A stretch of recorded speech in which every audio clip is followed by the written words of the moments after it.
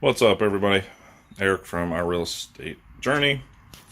Today's task is changing out a single outlet into a two-gang outlet. This one is also, this was a single. Just swapped that out. And now I'm going to do this one and show you guys how it's done, what it looks like, and obviously much more convenient. Now, before I catch hell, these, you notice, are the square, and I will be using the traditional old school round outlets on this side. Excuse me. And the reason for that is because that's what I happen to have on hand.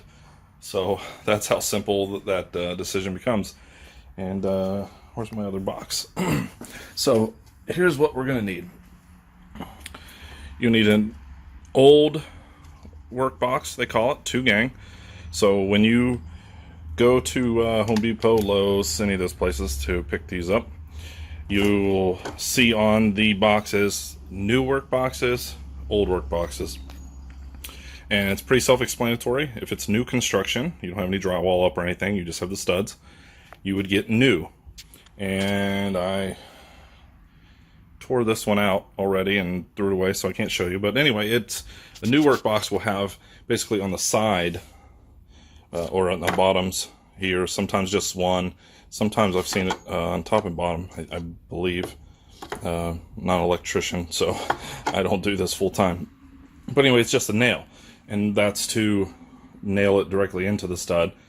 They also have some that you can screw. It'll have like a little flap over here with the holes in it, and you can screw it directly to the front of the stud, all before you do the drywall. These are called old work boxes because obviously this work is old. It's existing. So the ones I have found work best for me are these ones with these tabs here. And as you'll see in a few minutes, when you get this in the wall, you just get it leveled, screw this, and it brings this up, tightens it snug. There's one on top and bottom. Brings it snug to the wall, and voila. So, all right, let's get to it.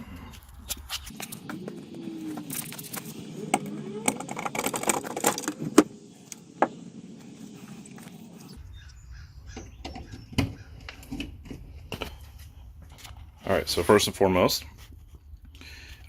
these are really handy. Pretty cheap. You just pick them up again. Any of the heck, even Walmart sells them. Just to verify if there's power. And obviously we have power here.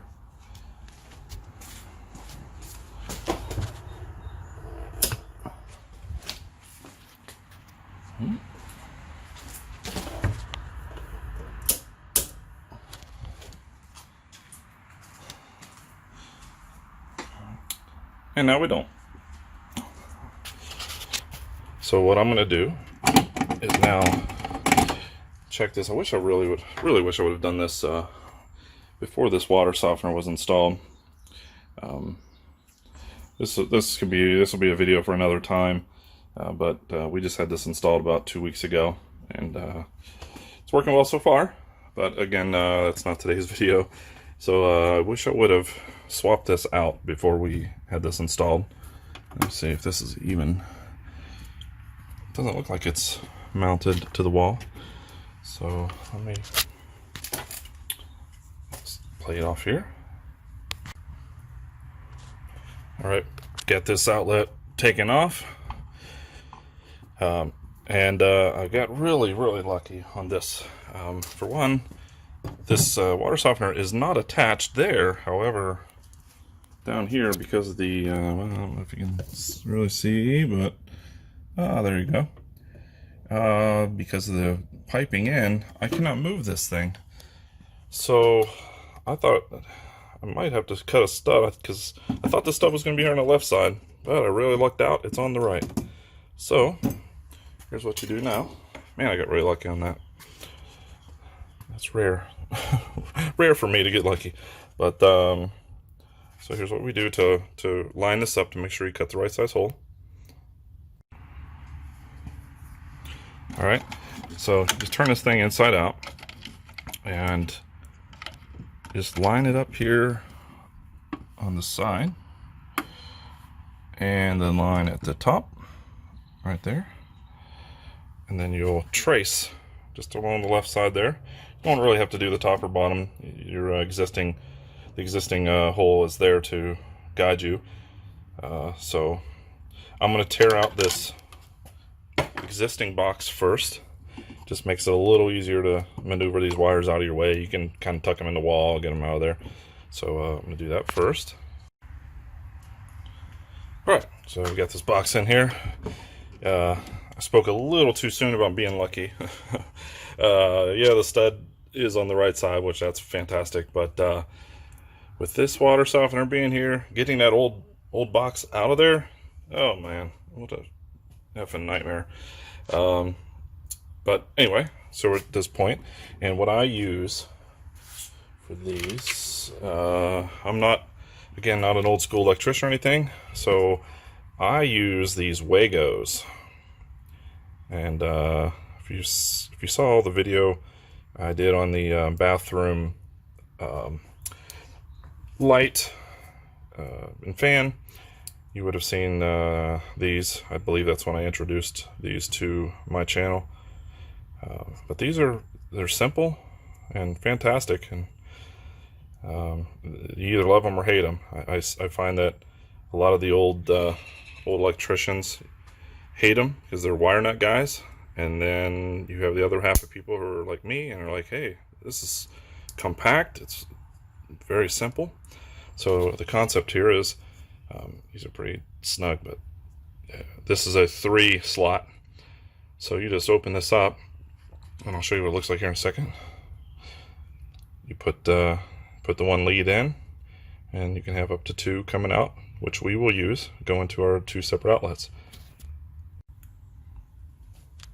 So you see here, just created pigtails. Always keep some of your scrap wire around for this very occasion. So this is a real simple solution here. This game box being pretty deep, this is not one of the shallow ones. Wire nuts would have worked fine here. However, again, I have wire nuts. I'm just a fan of these Wagos. But these do really come in handy for the shallow boxes. So any of you that run into that issue, and you got a bunch of wires trying to get everything crammed in there with the outlets, these Wagos are fantastic. Again, in this deeper well box here, it's not going to be a problem, but either way, it's still going to work. So you just make these little pigtails here, and if you flip them over, you can see, yep, right there, all 3 leads go all the way to the bottom. Snap them in, and there you go. So you just need to connect them up. All right. So as you can see, we have your copper side on outlets. Always remember, the gold goes to black, which is your hot, and over here your silver will go to your white, which is your neutral, and then your green is your ground, which is usually this bare copper here. So it's pretty simple. Just FYI too, this is just a little safety tip. These the remaining pins here, screws, go ahead and tighten those down. They usually come default unscrewed and loose. It's just a safety thing, because now that you do have power going through here, those being open like that, if you were going to do further work or something, you go to pull it out and you hadn't killed the breaker or whatever, it's still live. So just FYI, safety tip there. So now before I go cramming all the stuff into the box, I'm going to throw our tester in here. And hit the breaker. Voila. Okay. So, anyway, I'm not going to try to do this one-handed and hold this phone not with power on. So, I'll test this other one here in a second, and then get them jammed in there. There she is, all finished. Let me go ahead and hit the breaker. All right, looking good.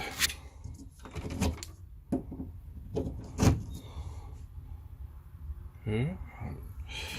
The lighting's causing this phone not to focus too quickly, but you can still see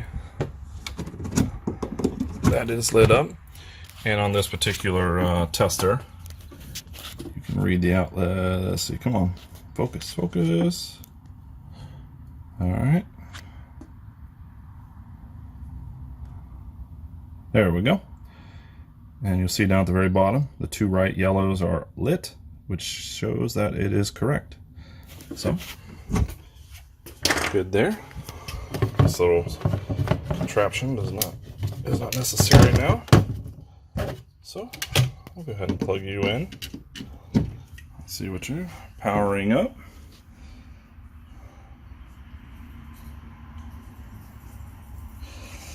This thing's got an internal battery. I can't remember how long the dude said it would run.